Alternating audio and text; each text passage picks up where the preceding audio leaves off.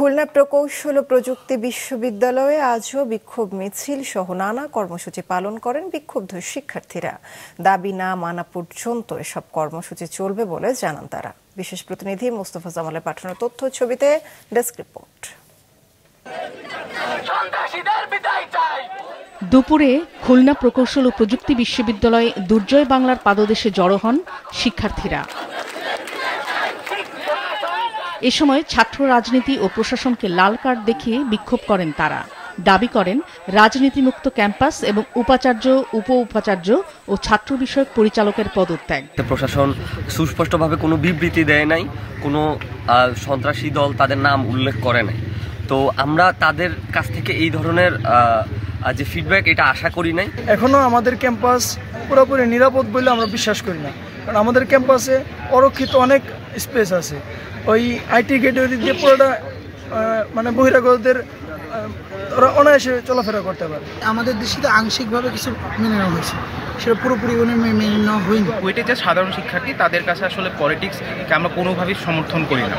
এখন প্রথম যে প্রশ্নটা আসছে সেটা হচ্ছে যে আমরা কি শুধুমাত্র ছাত্র দলকে নিয়ে আসলে বদার্ড কিনা। আমরা আসলে ছাত্র দলকে নিয়ে বদার্ড না, আমরা আসলে ছাত্র দল, ছাত্র শিবির, বৈষম্য বিরোধী ছাত্র আন্দোলন, ছাত্রমন্ত্রী, ছাত্র ইউনিয়ন, আমরা কোনো ধরনের প্ল্যাটফর্মকে হচ্ছে আমরা ক্যাম্পাসে হচ্ছে চাই না। ছাত্ররা ছোট মানুষরা অনেক ভুল বুঝতে পারে, যখন দেখবে যে তাদের দাবি কোনোটাই আমরা অপূর্ণ রাখিনি, প্রত্যেকটা দাবিকে আমরা এন্টারটেইন করেছি এবং তারা যেভাবে চাচ্ছে ওইভাবেই হচ্ছে, ইনশাআল্লাহ তারা ক্লাসে ফিরে আসবে। আমার বিশ্বাস, আমার ছাত্রদের উপর ওইটুকু বিশ্বাস আছে। এদিকে সংঘর্ষের ঘটনায় গত রাতে অজ্ঞাতনামা 4 থেকে 500 জনের বিরুদ্ধে খান জাহান আলী থানায় মামলা করেছে বিশ্ববিদ্যালয়ের নিরাপত্তা পরিদর্শক মনিরুজ্জামান লিটন। এছাড়া ঘটনা তদন্তে 4 সদস্যের কমিটি গঠন করেছে বিশ্ববিদ্যালয় প্রশাসন।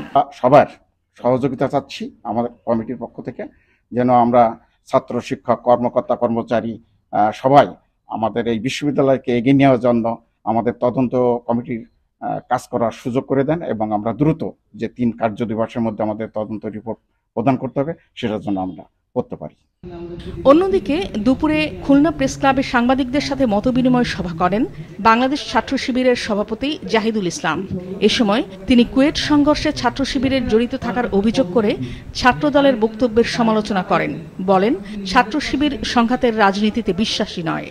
ঐক্য বিনষ্টের যে কথাগুলো উত্থাপিত হচ্ছে এটার জন্য আসলে ছাত্র শিবির কোনোভাবে দায়ী না। আপনি যদি আমাদের স্টেটমেন্টগুলো, আমরা এই পর্যন্ত যতগুলো বিবৃতি বা স্টেটমেন্ট আমাদের অফিসিয়ালি দিয়েছি সেগুলো একটু পর্যালোচনা করতে পারেন।